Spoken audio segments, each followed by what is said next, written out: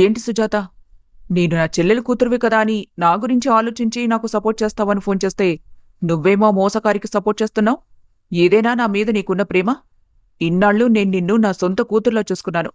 నాకు కూతురు లేదనే లోటు నువ్వు తీర్చావని అందరి ముందు ఎంత గర్వంగా చెప్పుకునేదాన్నో తెలుసా? ఇప్పుడు చూస్తుంటే నువ్వు కూడా మిగతా వాళ్లలాగే నన్నే తప్పుపడుతున్నావు. నీమీద ప్రేమ లేక కాదు పెద్దమ్మా. నిజం చెప్పాలంటే అమ్మకంటే నేను నీ దగ్గరే ఎక్కువగా పెరిగాను. నాకు నువ్వు చేసిన మేలు, ఇచ్చిన ప్రేమ నేను జీవితంలో ఎప్పటికీ మర్చిపోలేను. అందుకే ఈరోజు కూడా నీతో ఎంతో ఓపెన్గా మాట్లాడగలుగుతున్నాను. కాని ప్రేమ ఉన్నందుకే నీ తప్పుని కూడా తప్పే అని చెప్తున్నాను. అంటే ఇప్పుడు ఇంట్లో జరిగిన తప్పంతా నాదే అంటావా? నేను అలా అనలేదు పెద్దమ్మా. కాని నువ్వొకసారి ప్రశాంతంగా కూర్చొని ఆలోచించు. అనన్య వదిన ఒక ఆడపిల్ల. తన తల్లిదండ్రుల్ని, తన ఇంటిని, తన పాత ప్రపంచాన్ని వదిలేసి మీ ఇంటికొచ్చింది. అక్కడ తనకు భర్త తర్వాత ఎక్కువగా కావాల్సింది అత్త ప్రేమ పెద్దమ్మా. కాని నువ్వు తనని కేవలం ఒక కోడలిగా మాత్రమే చూశావు. కూతుర్లా అస్సలు చూడలేకపోయావు. చాలు చాలు, ఇప్పుడు నువ్వు కూడా నా క్లాసులు పీక్తావా ఏంటి? అదెంత మంచిదో నాకు తెలీదా? దాని నంగనాచి వేషాలేంటో నాకు బాగా తెలుసు. నువ్వు ఈ ఇంట్లో ఉండలేదు కదా, నీకెలా తెలుస్తుంది లోపల ఏం జరిగిందో? అవును, నేను మీ ఇంట్లో ఉండలేదు. కాని నేను వదిన్ని చూశాను. పెళ్లిలో చూశాను, తర్వాత ఫంక్షన్లలోనూ చూశాను. ఆమె మాట్లాడే పద్ధతి గమనించాను. నీ గురించి మాట్లాడేటప్పుడు కూడా ఎంత గౌరవంగా మాట్లాడేదో నేను నా కళ్లతో చూశాను పెద్దమ్మా. నిజంగా చెప్పాలంటే నువ్వు తన గురించి ఇప్పుడు మాట్లాడుతున్న మాటలు వింటుంటే నాకు చాలా బాధగా ఉంది. అవునులే, ఇప్పుడు అందరికీ నేనే విలన్ని, ఆమె దేవత. నా కొడుకు బాధపడితే ఇక్కడెవ్వరికీ కనిపించదు. ఆమె ఏడిస్తే మాత్రం అందరికీ కన్నీళ్లొచ్చేస్తాయి. అన్నయ్య బాధ కూడా నాకు తెలుసు పెద్దమ్మా. కాని ఇప్పుడు అన్నయ్య పరిస్థితి ఎందుకిలా అయిందనేది కూడా ఒక్కసారి ఆలోచించు. తను ఊరంతా పిచ్చివాళ్ల తిరుగుతూ వదిన కోసం వెతుకుతున్నాడట. తినటం లేదు, నిద్రపోవటం లేదు. అంటే ఆమె అతని జీవితానికి ఎంత ముఖ్యమో నీకర్థం కావటం లేదా? నువ్విప్పుడు చెయ్యాల్సింది ఇద్దరినీ కలపడం. కాని నువ్వేమో వాళ్ళింకా దూరం కావాలని కోరుకుంటున్నావు. నాకే బుద్ధి చెప్తున్నావా నువ్వు? బుద్ధి చెప్పడం కాదు పెద్దమ్మా. నిన్ను నేను ప్రేమిస్తున్నాను కాబట్టే చెప్తున్నాను. నువ్వు నన్ను చిన్నప్పటినుంచి ఎంతో ప్రేమగా చూసుకున్నావు కదా. అందుకే నువ్వు తప్పుదారిలో వెళ్తుంటే చూస్తూ నేను ఊరుకోలేకపోతున్నాను. ఒక్కసారి నీ మనస్సుని నువ్వే ప్రశ్నించుకో. నువ్వు నిజంగా అనన్య నీ కూతుర్లా చూసావా? ఒక్కరోజైనా తన మనసులోని బాధ గురించి ఆలోచించావా? ఆ ప్రశ్నలకు వనజాక్షి దగ్గర సమాధానం లేదు. కాని ఆమెలోని అహంకారం మాత్రం అస్సలు తగ్గలేదు. మహా గొప్పగా చెప్పొచ్చావులే. ఏదో 2 పుస్తకాలు చదివొచ్చి నాకు నీతులు చెబుతున్నావు. నువ్వు కూడా ఇప్పుడు దాని మాటలు నమ్మి నన్నే తప్పుపడుతున్నావు. భలే దానివే సుజాత, నువ్వు కూడా ఇలా మాట్లాడతావని నేను కల్లో కూడా అనుకోలేదు. కూతుర్లేని లోటు నేను తీర్చలేదు పెద్దమ్మా. ఆ లోటు తీర్చాల్సింది అనన్య వదిన. నా అభిప్రాయం ప్రకారం ఆమె 100కు 100% ఆ పని చేసింది. నిన్ను గౌరవించింది, సేవ చేసింది, ప్రేమించింది. కాని నువ్వు మాత్రం తనకొక తల్లివి కాలేకపోయావు. ఆ మాట విన్న వనజాక్షి ఒక్కసారిగా మండిపడింది. ఏమన్నావు? నిజమే చెప్తున్నాను పెద్దమ్మా. ఇప్పటికైనా మించిపోయిందేమీ లేదు. ముందన్నయ్యకి మానసికంగా అండగా ఉండు. వదిన ఎక్కడుందో వెతికే ప్రయత్నం చెయ్యి. దేవుడు ఎవ్వరినీ శాశ్వతంగా పరీక్షించడు. కాని మన చేతుల్లో ఉన్న బంధాన్ని మనమే పాడు చేసుకుంటే అది మళ్లీ తిరిగి దొరకదు. అనవసరంగా పాపాన్ని మూటగట్టుకోకు పెద్దమ్మా. రేపు ఏదైనా అనర్థం జరిగితే జీవితాంతం నిన్ను నువ్వు క్షమించుకోలేవు. అన్నయ్య వదినలు సంతోషంగా ఉంటేనే నీకు నిజమైన సంతోషం రావాలి. వాళ్లు విడిపోతుంటే ఆనందపడకు. అది ఆనందం కాదు, అది చాలా ప్రమాదకరమైన ఆలోచన. ఇక ఆపుతావా నీ సోది? పాపం, పుణ్యం, తప్పు, ఒప్పు అని నాకు ఉపన్యాసాలిస్తున్నావు. పోయి నీ పని చూసుకోముందు. నిన్ను నా కూతుర్లా చూసుకున్నానంటే ఇప్పుడు నువ్వే నన్ను నిలబెట్టి విచారణ చేస్తున్నావా? సొంత పెద్దమ్మను కాదని ఎక్కడ్నుంచో వచ్చిందానికి వంతపాడుతున్నావు. నువ్వు కూడా నాకు ఇదే రిటర్న్ గిఫ్ట్ ఇస్తావని నేనస్సలు అనుకోలేదు. పోయి అనన్యకే ఫోన్ చేసి పరామర్శించుకోపో. నాకు మాత్రం ఇక ఫోన్ చేయకు. ఇక మీదట నాతో మాట్లాడాల్సిన అవసరం కూడా లేదు. వనజాక్షి కోపంతో ఊగిపోయింది. పెద్దమ్మా, నేను చెప్పేది. చాలు, ఇంకో మాట కూడా వినాలని లేదు. నువ్వు నా మనసును నొప్పించావు. ఇక ఫోన్ పెట్టేస్తున్నాను అని విసురుగా చెప్పి దడేల్మని కాల్ కట్ చేసింది. ఫోన్ కట్ అయిన తర్వాత కూడా సుజాత అలాగే ఫోన్ స్క్రీన్ వైపు చూస్తూ ఉండిపోయింది. దేవుడా, పెద్దమ్మ కళ్లమీదున్న ఈ అహంకారపు పొర ఎప్పుడు తొలగుతుందో. ఇప్పటికైనా వదిన క్షేమంగా దొరకాలి, లేదంటే ఈ కుటుంబం పూర్తిగా ముక్కలైపోతుంది. బాధగా కళ్లల్లోకొచ్చిన కన్నీళ్లను తుడుచుకుంది సుజాత. ఇటు వనజాక్షి కోపంతో గ్లాస్ టేబుల్ మీద పెట్టింది. ఇక వాళ్లను వీళ్లను నమ్ముకుంటే పనయ్యేలా లేదు. ఏకంగా పెళ్లి సంబంధాలు కుదిర్చే ఆ పంతులు గారికి ఫోన్ చేసి నా కొడుక్కి ఇప్పుడే మంచి సంబంధం చూడమనాలి. మనసులో చాలా స్ట్రాంగ్గా ఫిక్స్ అయింది వనజాక్షి. ఇటు రాఘవ, కవిత ఇద్దరూ హాల్లో సోఫాలో కూర్చొని ఉన్నారు. 3 రోజులుగా సరిగ్గా తిండిలేదు, నిద్రలేదు. వాళ్ల ముఖాల్లో తీవ్రమైన దిగులు, కళ్లల్లో భయం. ఇంట్లో ఒక వింత నిశ్శబ్దం అలుముకుంది. అప్పుడే బయట బైక్ల సౌండ్ వినిపించింది. కవిత ఒక్కసారిగా ఆశగా తలెత్తి చూసింది. ఆర్యన్ వచ్చినట్టున్నాడండి. గబగబా లేచి బయటికి వెళ్ళింది. ఆర్యన్ తన ఫ్రెండ్స్ రాహుల్, కార్తిక్, మధులతో కలిసి లోపలికొచ్చాడు. ఆర్యన్ని చూడగానే రాఘవ గుండెల్లో ఎక్కడో చిన్న ఆశ చిగురించింది. ఏమైనా తెలిసిందా బాబు? అనన్య గురించి ఏమైనా సమాచారం దొరికిందా? ఎవరైనా చూసామన్నారా? ఏదైనా క్లూ దొరికిందా? చెప్పు బాబు. వణుకుతున్న గొంతుతో అడిగాడు. ఆర్యన్ మాత్రం తలెత్తి వాళ్ల ముఖాల్లోకి చూడలేకపోయాడు. కళ్లల్లో తీవ్రమైన బాధతో మెల్లగా తల అడ్డంగా ఊపాడు. లేదు మావయ్య, ఇంకా ఏం తెలియలేదు. ఆ మాట వినగానే కవిత గుండె పగిలినట్టుగా అనిపించింది. అక్కడే సోఫాలో కూర్చొని బోరున ఏడ్చేసింది. దేవుడా, మాకే ఎందుకిలా పరీక్ష పెడుతున్నావు? 3 రోజులైపోయింది. నా కూతురు ఎక్కడుందో, ఎలా ఉందో, అసలు తిండి తింటుందో లేదో కూడా తెలియటం లేదు. రాత్రి ఎక్కడ పడుకుంటుందో, ఎన్ని కష్టాలు పడుతుందో.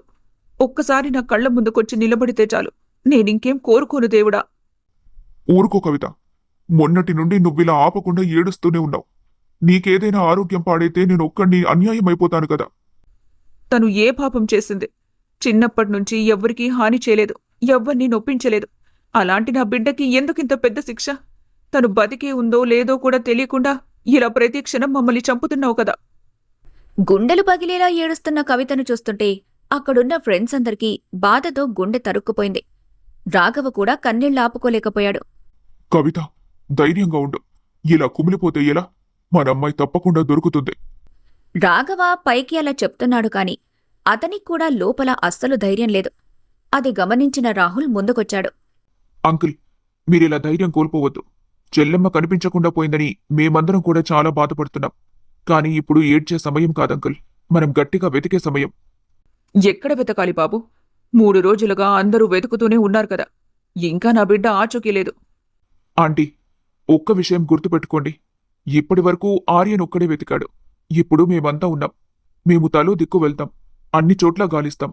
అనన్య ఎక్కడున్నా సరే ఖచ్చితంగా కనిపెడతాం. అతని మాటలకు మిగతా ఫ్రెండ్స్ కూడా అవునన్నట్టుగా తల ఊపారు. అవునంకుల్, ఆర్యన్ మా ఫ్రెండ్ మాత్రమే కాదు, మా కుటుంబ సభ్యుల్లాంటివాడు. అతని బాధ చూస్తుంటే మాకు కూడా చాలా కష్టంగా ఉంది. అనన్యని తప్పకుండా వెతికి తీసుకొస్తాం. ఆంటీ, మీరు కాస్త ధైర్యంగా ఉండాలి. మీరిలా ఏడిస్తే ఆర్యన్ ఇంకా కుంగిపోతాడు. తను 3 రోజులుగా సరిగ్గా తినలేదు, నిద్రపోలేదు. ఒక్క క్షణం కూడా అనన్య గురించి ఆలోచించటం ఆపలేదు. ఆ మాట విన్న కవిత కళ్లల్లో మళ్లీ నీళ్లు నిండాయి. ఆమె ఆర్యన్ వైపు చూసింది. అతని ముఖం బాగా పీక్కుపోయింది. కళ్ల చుట్టూ నల్లటి వలయాలు ఏర్పడ్డాయి. గడ్డం పెరిగిపోయింది. ఏంటి బాబు నీ పరిస్థితి ఇది? నువ్వు కూడా ఇలా అయిపోయావేంటన్నా? అత్తయ్య, అనన్య లేకుండా నేనస్సలు ఉండలేకపోతున్నాను. తను ఎక్కడుందో తెలియక ప్రతి నిమిషం నరకం అనుభవిస్తున్నాను. కానీ నేను మీకు మాటిస్తున్నానత్తయ్య, తను ఎక్కడున్నా నేను వెతికి తీసుకొస్తాను. మీ కూతుర్ని మీ ముందుకు తీసుకొచ్చే వరకు నేనస్సలు ఆగను. ఆర్యన్ గొంతులో ఉన్న ఆ పట్టుదల, నమ్మకం అక్కడున్న వాళ్లందరికీ కొంచెం ధైర్యమిచ్చాయి. నాకు నిన్ను చూసి నమ్మకం వస్తోంది బాబు. నా కూతుర్ని సురక్షితంగా తీసుకొచ్చి నా ముందుంచు, అంతే చాలు నాకు. అంకుల్, మేమంతా ఇప్పుడు వెతకడానికి బయలుదేరుతున్నాం. ఎక్కడైనా చిన్న క్లూ దొరికినా వెంటనే మీకు ఫోన్ చేసి చెబుతాం. ఆంటీ, మీరు కాస్త ఏదైనా తినండి. మీ ఆరోగ్యం కూడా ముఖ్యం ఆంటీ. నా కూతురు వచ్చే వరకు నాకన్నం అస్సలు సహించదు బాబు. కొద్దిసేపు వాళ్లతో మాట్లాడి ధైర్యం చెప్పి ఆర్యన్, రాహుల్, మిగతా ఫ్రెండ్స్ అందరూ మళ్లీ అనన్య కోసం వెతకడానికి బయలుదేరిపోయారు. వాళ్లు వెళ్లిపోతుంటే రాఘవ, కవిత ఇద్దరూ గుమ్మం దగ్గర నిలబడి దేవుడికి ఒకటే ప్రార్థన చేశారు. ఇటు శ్వేత తన గదిలో అటూ ఇటూ తిరుగుతూ ఉండిపోయింది. మనసంతా అనన్య గురించిన ఆలోచనలతోనే నిండిపోయింది. 3 రోజులు గడిచిపోయినా ఆమె ఆచూకీ దొరక్కపోవడం తనను మరింతగా కంగారు పెట్టింది. చివరికి ఇక ఆగలేక ఫోన్ తీసుకుని కావ్యకు కాల్ చేసింది. కాల్ లిఫ్ట్ చేసిన కావ్య కూడా చాలా నీరసమైన గొంతుతో పలికింది. హలో శ్వేత. ఆ గొంతు వినగానే శ్వేత గుండె మరింత భారంగా మారిపోయింది. కావ్య, అనన్య నుంచి నీకేమైనా ఫోనొచ్చిందా? మెసేజ్ అయినా చేసిందా? ఏదైనా ఇన్ఫర్మేషన్ దొరికిందా అసలు? లేదే శ్వేత, నేను గంటకి దాని ఫోన్కి ట్రై చేస్తూనే ఉన్నాను. కాని ప్రతిసారి స్విచ్ ఆఫ్ అని వస్తుంది. కొన్ని క్షణాలు ఇద్దరూ మౌనంగా ఉండిపోయారు. తర్వాత కావ్య గొంతు వణుకుతుండగా అంది, పాపం శ్వేత, దాన్ని తలుచుకుంటే చాలా బాధగా ఉంది. మొన్న బర్త్డే పార్టీలోనే ఎంత డల్గా కనిపించిందో గుర్తొస్తుంది. అప్పుడే మనం కొంచెం సీరియస్గా తీసుకుని ఉండాల్సిందే. అవునే, ఇప్పుడు ఆలోచిస్తుంటే నాకు కూడా అదే అనిపిస్తుంది. తనప్పుడే లోపల ఎంత బాధపడుతుందో మనకు పూర్తిగా అర్థం కాలేదు. ఆర్యన్ గురించేమైనా తెలిసిందా శ్వేత? ఎలా ఉన్నాడతను?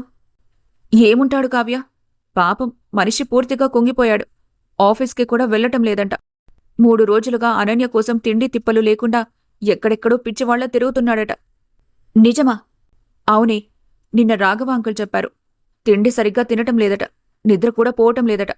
ఎక్కడైనా అనన్య కనిపిస్తుందేమో అని వెతుకుతున్నాడట. ఇంత ప్రేముంటే అసలెందుకిలా జరిగిందో అర్థం కావటం లేదు శ్వేత.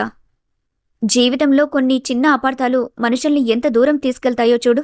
రాఘవ అంకుల్కి, కవిత ఆంటీకి కాల్ చేసి మాట్లాడావా ఈరోజు? ఈ రోజుంకా మాట్లాడలేదు. మాట్లాడాలి. కానీ వాళ్లతో మాట్లాడాలంటేనే నాకు భయంగా ఉంది. వాళ్ల బాధ వినగానే నా గుండె అస్సలు తట్టుకోవటం లేదు. పాపం, కూతురు ఏమైందో తెలియక వాళ్ళు నరకం అనుభవిస్తున్నారు కావ్య. ఏ ఫోన్ మోగినా అనన్యనే అయ్యుంటుందేమో అని పరిగెత్తుకుని చూస్తున్నారు. ఒక్కసారి వాళ్ల గురించి ఆలోచిస్తేనే నా కళ్లల్లో నీళ్లొస్తున్నాయి. ఏంటే శ్వేత, ఇదిలా అయిపోయింది. అనన్య అసలు ఎక్కడుందో, ఎలా ఉందో మనం ఎలా తెలుసుకోవాలి? ఈ ఆలోచనలతో నాకు పిచ్చెక్కిపోతుందసలు. శ్వేత కాసేపు తీవ్రంగా ఆలోచించింది. ఆ తర్వాత నెమ్మదిగా అంది, కావ్య, ఈవినింగ్ మనం ఒక ప్లేస్కి వెళ్దాం. ఎక్కడికి? నాకొక చిన్న అనుమానముంది. ఖచ్చితంగా అనన్య అక్కడికే వెళ్ళుండొచ్చని అనిపిస్తుంది. ఒక్కసారి వెళ్ళి చూద్దాం. నా అనుమానం కరెక్ట్ అయితే ఈరోజు సాయంత్రం తను మనకు కనిపిస్తుంది. అలాని 100% ష్యూర్గా చెప్పలేను, కానీ ఒక చిన్న ఆశ. కావ్య ఆశ్చర్యంతో ఒక్కసారిగా ఉలిక్కిపడింది. ఏంటి? నిజంగానా? ఎక్కడది? ఆశ కాడుగుతున్న కావ్యకి శ్వేత మాత్రం వెంటనే ఆ ప్లేస్ పేరు చెప్పలేదు. నేనిప్పుడే చెప్పను. ముందు మనం అక్కడికి వెళ్ళి చూద్దాం, సరేనా? అయితే వెంటనే ఆర్యన్కి ఫోన్ చేసి చెప్పేద్దాం. అతను కూడా వస్తాడు కదా. అనన్యను చూస్తే ఆర్యన్ మనస్సు కుదుటపడుతుంది. వద్దు కావ్య, వద్దు. ఎందుకు? ఒకవేళ మనం అనుకున్న చోట అనన్య లేకపోతే మళ్లీ అందరికీ ఇంకో పెద్ద నిరాశ మిగులుతుంది. ముఖ్యంగా ఆర్యన్ మానసికంగా ఇంకా పూర్తిగా కుంగిపోతాడు. అందుకే ముందు మనిద్దరం మాత్రమే వెళ్ళి కన్ఫర్మ్ చేసుకుందాం. అక్కడ తనుంటే వెంటనే అందరికీ ఫోన్ చేసి చెప్తాం. కావ్య కూడా కాసేపు ఆలోచించి శ్వేత మాటలోని నిజాయితీని ఒప్పుకుంది. నిజమే. ముందే ఆశ పెట్టించి మళ్ళీ నిరాశపరచడం కంటే ఇది చాలా మంచిది. అయితే సాయంత్రం 5 గంటలకు రెడీగా ఉండు. నేనొచ్చి నిన్ను పిక్ చేసుకుంటాను. సరే అని అంటుంది కావ్య. అయినా కావ్య మనసులో ఉన్న ఆందోళన అస్సలు తగ్గలేదు. శ్వేత, చెప్పు. ఆ దేవుడి దయ వల్ల అనన్య అక్కడే ఉండాలని నేను మనస్ఫూర్తిగా కోరుకుంటున్నాను. ఆర్యన్ వాళ్ళ అమ్మ నాన్నల కన్నీళ్లు ఇప్పటికైనా ఆ దేవుడికి ముట్టాలి. వాళ్ళ బాధ తీరాలి. నేను కూడా అదే కోరుకుంటున్నాను కావ్య.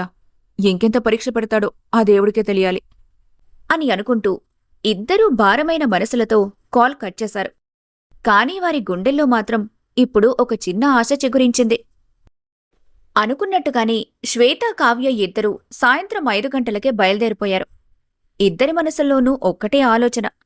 అనన్య అక్కడుంటే బాగుండు అనే ఒక చిన్న ఆశ. దాదాపు గంట ప్రయాణం తర్వాత వాళ్లు అనన్య చిన్నప్పట్నుంచి బెస్ట్ ఫ్రెండ్ అయిన స్నేహ ఇంటి ముందు ఆగారు. బెల్ కొట్టగానే డోర్ తెరిచిన స్నేహ ఎదురుగా సడన్గా శ్వేత, కావ్యల్ని చూసి ఒక్కసారిగా ఆశ్చర్యపోయింది. అరే, మీరా? రండి రండి, లోపలికి రండి. ఇద్దరూ లోపలికి వెళ్లి సోఫాలో కూర్చున్నారు. వాళ్ల ముఖాలు గమనించిన స్నేహకు ఇద్దరి మొహాల్లోనూ ఆందోళన, తీవ్రమైన బాధ స్పష్టంగా కనిపించాయి. ఏంటే, మీరేంటిలా ఉన్నారు? ఇంత సడన్గా వచ్చేశారు? కనీసం ఒక్క కాల్ అయినా చేయలేదు? స్నేహ, మేమిక్కడికి సరదాగా రాలేదు. చాలా పెద్ద సమస్య జరిగింది. ఆ మాట వినగానే స్నేహ ముఖంలో ఉన్న చిరునవ్వు ఒక్కసారిగా మాయమైంది. ఏమైంది? ఎవరికైనా ఏమైనా అయ్యిందా?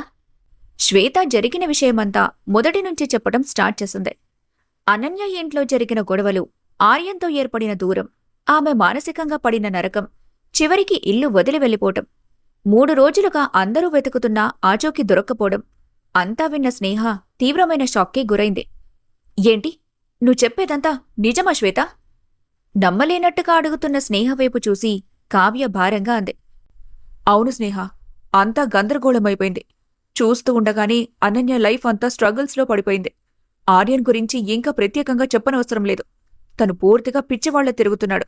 3 రోజులవుతుంది. ఇప్పటికీ తనెక్కడుందో ఎవ్వరికీ తెలియటం లేదు. స్నేహ గుండెల్లో ఒక్కసారిగా ఏదో బరువెక్కినట్టయింది. అనన్య ఇలాంటి నిర్ణయం తీసుకుంటుందని నేనస్సలు ఊహించలేదు. అసలు తనలా ఆలోచించే మైండ్ సెట్ ఉన్నది కాదు. ఖచ్చితంగా తనింట్లో ఎవ్వరికీ చెప్పుకోలేని నరకాన్ని అనుభవించింది. అందుకే ఇలా చేసింది. స్నేహ, మేమిక్కడికి రావడానికి మెయిన్ రీజన్ అదే. అనన్య నీ దగ్గరికేమైనా వచ్చిందా? ఆతృతగా అడుగుతున్న శ్వేత ప్రశ్నలో ఎంత ఆశ ఉందో స్నేహకి అర్థమైంది.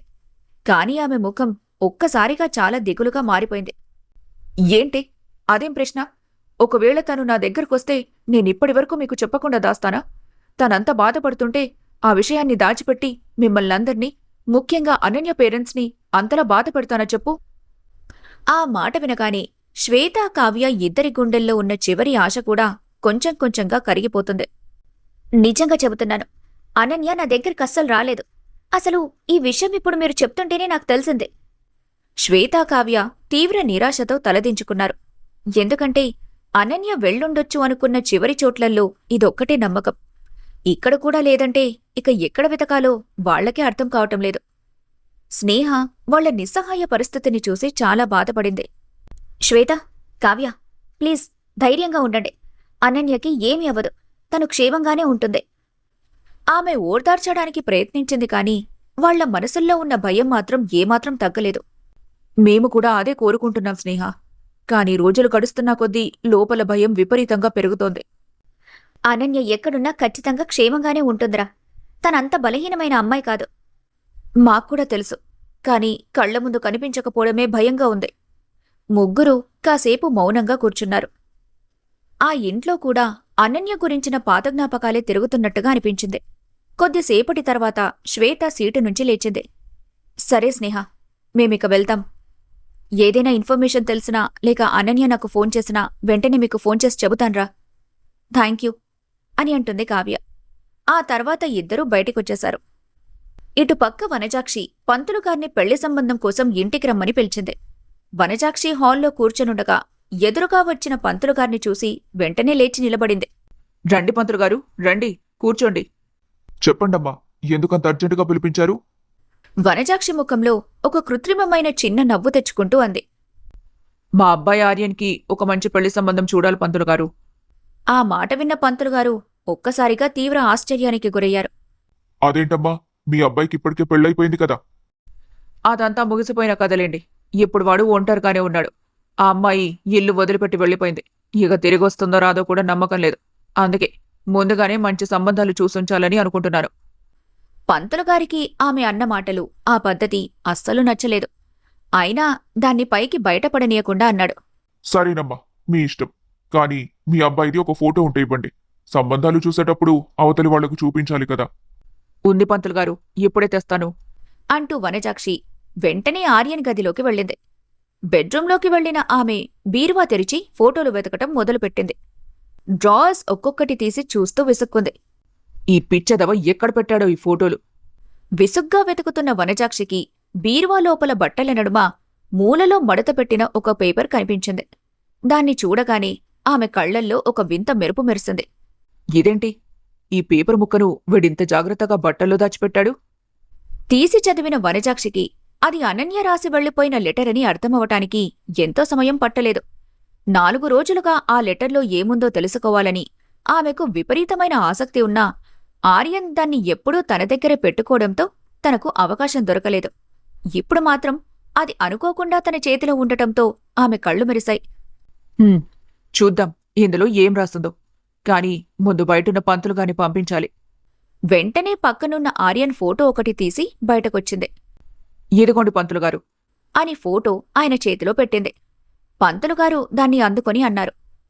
సరేనమ్మా, నేను చూసే మంచి సంబంధాలు ఏవైనా ఉంటే మీకు చెబుతాను. అలాగే పంతులుగారు. ఆయన్ని పంపించి గేటు మూసిన వెంటనే వనజాక్షి పరుగులాంటి నడకతో లోపలికొచ్చి హాల్లో సోఫాలో కూర్చొని గబగబా ఆ లెటర్ విప్పింది. ఆమె కళ్ళు ఒక్కో అక్షరంపై ఆతృతగా పరిగెత్తాయి. ఆర్యన్, నీ జీవితంలో సంతోషాలకు నేను అడ్డుగా ఉండను. నువ్వెలా ఉండాలనుకుంటున్నావో అలాగే ఉండు. నేను నిన్ను ఎంత ప్రేమించానో నాకు తెలుసు. కానీ ఇప్పుడు నీ మనసులో నాకు స్థానం లేదని అర్థమైపోయింది. నన్ను దూరం పెడుతున్న ప్రతి క్షణం నాకు నరకంలా అనిపించింది. నీ ఫోన్లో చూసిన తర్వాత నాకన్నీ అర్థమయ్యాయి. నీ మనసులో ఇంకొకరికి చోటు దక్కింది. ఆమెతో నువ్వు సంతోషంగా ఉండాలి. నేనిక నీ జీవితంలో నీడలా కూడా ఉండను.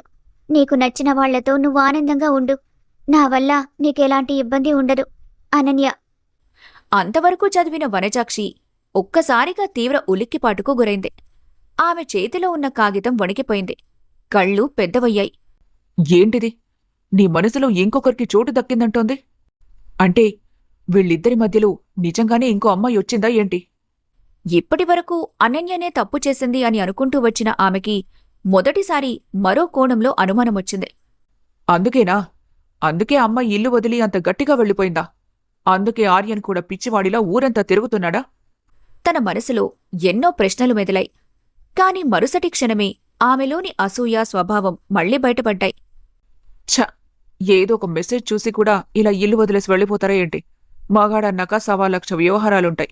మా రోజుల్లో నా భర్త ఇలాంటివి చేస్తే నేను చూసి చూడనట్టు వదిలేసేదాన్ని. ఇప్పుడేమైనా ఆ అమ్మాయిని తీసుకొచ్చి ఇంట్లో పెట్టాడా? లేదు కదా. ఏదో 4 ముక్కలు మాట్లాడాడు. దానికిది ఇంతలా రాద్ధాంతం చేసి ఇల్లు వదిలిపెట్టి వెళ్ళిపోతుందా? అంటే ఇప్పుడు దీని ఉద్దేశమేంటి? ఇలా లెటర్ రాసిపెట్టి వెళ్ళిపోతే నా కొడుకేదో తప్పు చేసిన వాడిలాగా దీని ముందు తల వంచుకొని నిలబడాలా? ఊరందరూ నా కొడుకును తప్పు పట్టాలని ఇలా వెళ్ళిపోయిందా? ఇదనుకున్నంత అమాయకురాలేం కాదు. దీనికి బాగానే తెలివితేటలున్నాయి. ఇదంటే ఇష్టం లేకనే కదా నా కొడుకు మరో అమ్మాయితో మాట్లాడాడు. దానికెందుకు అర్థం కావటం లేదు? అలా కుటిలమైన ఆలోచనల్లో మునిగి తేలుతున్న వనజాక్షికి ఇంతలో మెరుపులాంటి ఒక ఐడియా మెదడులో మెరిసింది. అనన్య అంటే ఎన్ని రోజులు నాకే ఇష్టం లేదని అనుకున్నాను. కాని ఇప్పుడు అదంటే నా కొడుక్కి కూడా ఇష్టం లేదని తెలిసిపోయింది. వాడా విషయాన్ని మనసులో దాచిపెట్టుకోలేక, దాంతో నేరుగా చెప్పలేక ఎంతలా తల్లడిల్లిపోయాడో నాకిప్పుడు అర్థమవుతుంది. ఇదే మంచి అవకాశం. ఎలాగైనా సరే నా కొడుకు మనసు మార్చాలి. వాడెవరితో అయితే ఫోన్లో మాట్లాడాడో అదే అమ్మాయినిచ్చి నా కొడుక్కి మళ్లీ పెళ్లి చేయాలి. అప్పుడే నా కొడుకు చాలా సంతోషంగా ఉంటాడు. లేదంటే జీవితం మొత్తం ఇష్టం లేని మనిషితో బతుకుని ఈడ్చుకొస్తాడు. నా కొడుకు అంతలా బాధపడ్డం చూసే ఓపిక నాకు లేదు. అంతే. ఆ ఆలోచన వచ్చిన మరుక్షణమే వనజాక్షికి 1000 ఏనుగుల బలమొచ్చి చేరింది. ఎలాగైనా ఆర్యన్కి ఆ ఫోన్లో మాట్లాడిన అమ్మాయితోనే పెళ్లి చేయాలని తను మెంటల్గా స్ట్రాంగ్గా ఫిక్స్ అయిపోయింది. అనన్య కోసం ఊరంతా వెతికి వెతికి పూర్తిగా అలసిపోయి నీరసంగా ఇంటికొచ్చాడు ఆర్యన్. అప్పటికే వనజాక్షి గుమ్మంలో అటూ ఇటూ తిరుగుతూ ఆర్యన్ కోసం ఎదురుచూస్తోంది. వచ్చావా బాబు? ఇంకా రాకపోతే నాకు కాస్త భయం మొదలైందిరా. ఏమైనా ఆచూకీ తెలిసిందా? లేదమ్మా, ఉదయం నుంచి ఫ్రెండ్స్తో కలిసి వెతుకుతూనే ఉన్నాం. ఎవ్వరికీ ఎలాంటి ఇన్ఫర్మేషన్ దొరకలేదు. సరేలే, నువ్వెతికి వెతికి బాగా అలసిపోయి ఉంటావు. ముందింట్లోకి రా. స్నానం చేసుకుని కాస్త అన్నం తిందుగాని. అది ఇంట్లో నుంచి వెళ్లిపోయిన దగ్గర్నుంచి నువ్వు అన్నమే సరిగ్గా తినటం లేదు. ముఖం చూసావా ఎలా పీక్కుపోయిందో? నీకింత కష్టమిచ్చాడేంట్రా దేవుడు? తన తల్లి తన మీద అకస్మాత్తుగా చూపిస్తున్న ఈ ప్రేమకి ఆర్యన్కి కాస్త ఆశ్చర్యంగా, ఇంకొంత వింతగా అనిపించింది. దాన్ని నా సొంత కూతురు కంటే ఎక్కువగా చూసుకున్నారు. కాని ఈరోజు నన్ను ఏదో పెద్ద తప్పు చేసిన వాళ్లల్లా అందరి ముందు నిలబెట్టి కఠినంగా వెళ్ళిపోయింది. సరే, నన్నంటే వదిలే, ఎలాగోలా మర్చిపోయింది. కాని నిన్నెలా మర్చిపోయిందిరా? నాకింకా అర్థం కావటం లేదు. చేసుకున్నవాడికి చేసుకున్నంత అని ఊరికే అనలేదు పెద్దలు. ఏం లాభం అంత ప్రేమ చూపించి? ఇప్పుడు అందరి దృష్టిలో నువ్వు నేనే విలనలా అయిపోయాం. ఆ మాటల్ని ఆర్యన్ ఏమాత్రం పట్టించుకోలేదు. తన తల్లివైపు ఒక్కసారి కూడా చూడకుండా నేరుగా నిశ్శబ్దంగా బెడ్రూంలోకి వెళ్ళిపోయాడు. వనజాక్షి మాత్రం అతను వెళ్తున్న వైపు చూస్తూ మనసులోనే ఇలా అనుకుంది. అమ్మో, నా కొడుకుతో ఇప్పుడు చాలా జాగ్రత్తగా మాట్లాడాలి. లేదంటే వీడసలుకే నా మాట వినడు. ఇప్పుడే తొందరపడి నోరు జారితే నా ప్లాన్ అంతా పాడవుతుంది. టైం చూసుకుని ఆచితూచి అడుగులు వేయాలి. లేకపోతే మొత్తం ప్లాన్కే మోసమొస్తుంది అని అనుకుంటూ టేబుల్ మీదున్న వస్తువులను సర్దటం మొదలుపెట్టింది. స్నానం చేసుకొనొచ్చిన ఆర్యన్ చాలా ముభావంగా డైనింగ్ టేబుల్ దగ్గర కూర్చున్నాడు. వెంటనే వనజాక్షి ఎంతో ప్రేమ నటిస్తూ కొడుక్కి వడ్డించడం మొదలుపెట్టింది. గత 2-3 రోజులుగా అగ్గిమీద గుగ్గిలంలా మాట్లాడిన వనజాక్షిలో ఒక్కసారిగా ఇంత మార్పు రావటంతో ఆర్యన్కి కాస్త అనుమానంగానే అనిపించింది. అయినా ఏమీ మాట్లాడకుండా అన్నం తినటం మొదలుపెట్టాడు. కొద్దిసేపు మౌనం తర్వాత వనజాక్షి నెమ్మదిగా టాపిక్ తీసింది. ఇంకో 4-5 రోజులు వెతికి చూడు ఆర్య. అప్పుడు కూడా దొరక్కపోతే ఏం చేస్తావు? దొరికేదాకా వెతుకుతాను. అతని సమాధానం ఒక్కటే. ఎటువంటి సందేహం లేకుండా చాలా దృఢంగా చెప్పాడు. వనజాక్షి నెమ్మదిగా నిట్టూర్చింది. హా, నీ ప్రేమేంటో నాకు అర్థమవుతోంది ఆర్య. కాని ఆ అమ్మాయికి నీ మీద నిజంగా ప్రేముంటే ఈ 4 రోజులు నిన్నిలా నరకం చూపిస్తూ నీకు దూరంగా ఉండేది కాదు కదా. ఆర్యన్ విసుగ్గా కనుబొమ్మలు ముడిచాడు. నువ్వు నా గురించి ఏమనుకున్నా పర్వాలేదు. నా మనసులో ఉన్నది మాత్రం చెబుతున్నాను. నిజంగా ప్రేమించే ఏ భార్య అయినా భర్తను ఎన్ని రోజులు ఇలా వదిలిపెట్టి ఉండదురా. ఆర్యన్ అయిష్టంగానే ఒక్కో ముద్ద నోట్లో వేసుకుంటూ కూర్చున్నాడు. తల్లి మాట్లాడుతున్న ప్రతి మాట తనకు మరింత చికాకు, మానసిక వేదన కలిగిస్తున్నాయి. ఒకవేళ నువ్వేదో తప్పు చేశావని అనుకుందాం. తన మనసును నొప్పించావని అనుకుందాం. అప్పుడు తను 1 రోజు 2 రోజులు నిన్ను శిక్షించడానికి బాధపెట్టుండొచ్చు. కొద్దిసేపు ఆగి కొడుకు ముఖంలోకి చూస్తూ అంది. నీకు తన బాధ అర్థం కావాలని అనుకునుంటే ఏలోపే తిరిగొచ్చేసేది కదా. కాని రాలేదంటేనే అర్థమవుతుంది. తను పూర్తిగా నీతో తెగదింపులు చేసుకోవాలని నిర్ణయించుకుంది. అమ్మా, ప్లీజ్, ఇప్పుడు ఆ మాటలన్నీ అస్సలు అవసరం లేదు. అని చెప్పి చేతులు కడుక్కోడానికి వెళ్ళిపోయాడు. వనజాక్షి మాత్రం అక్కడితో ఆగలేదు. అతని వెనకాలే నడుస్తూ ఇలా అంది. నేనెందుకు మాట్లాడుతున్నానో నా బాధ అర్థం చేసుకో ఆర్య. ఆర్యన్ ఆగకుండా తన రూం వైపు నడిచాడు. నీకు ఇప్పుడే జీవితం మొదలైంది. నువ్వింకా భవిష్యత్తులో చాలా చూడాలి. ఆమె గొంతు కాస్త మృదువుగా మార్చి నాటకమాడింది. మీ సంసారం మొదలైన మొదట్లోనే నీ జీవితం ఇలా ఆగిపోవడం తల్లిగా నాకు అస్సలిష్టం లేదురా. అలాగని అనన్య వస్తే వద్దని నేను అనటం లేదు. తనేదో తప్పు చేసిందని నేను కూడా అలాగే ప్రవర్తిస్తే తనకు నాకు తేడా ఏముంటుంది? అందుకే తను తిరిగొస్తే నేను గొడవ చేసి ఇంట్లోకి రానియకుండా మాత్రం ఉండను. ఏదేమైనా మీ సంతోషమే నాకు ముఖ్యం. కాబట్టి మీ ఆనందం కోసం ఎన్నైనా నేను భరిస్తాను. ఆర్యన్ ఒక్కసారిగా వెనక్కి తిరిగి చూశాడు. వనజాక్షి అతని కళ్లల్లోకి సూటిగా చూస్తూ అసలు బాంబు పేల్చింది. కాని తను మళ్లీ తిరిగి వస్తుందనే నమ్మకం నాకు మాత్రం అస్సలు లేదు ఆర్య. కరాఖండిగా వనజాక్షి చెప్పిన ఆ మాటతో అక్కడ మళ్లీ భారమైన నిశ్శబ్దం అలుముకుంది. ఆర్యన్ ముఖం మాత్రం మరింత కఠినంగా, తీవ్రంగా మారిపోయింది. తన తల్లిలో అకస్మాత్తుగా వచ్చిన ఆ మార్పు వెనుకున్న కుట్ర ఏంటో ఇప్పుడు ఆర్యన్కి లోపల క్లియర్గా అర్థమైంది.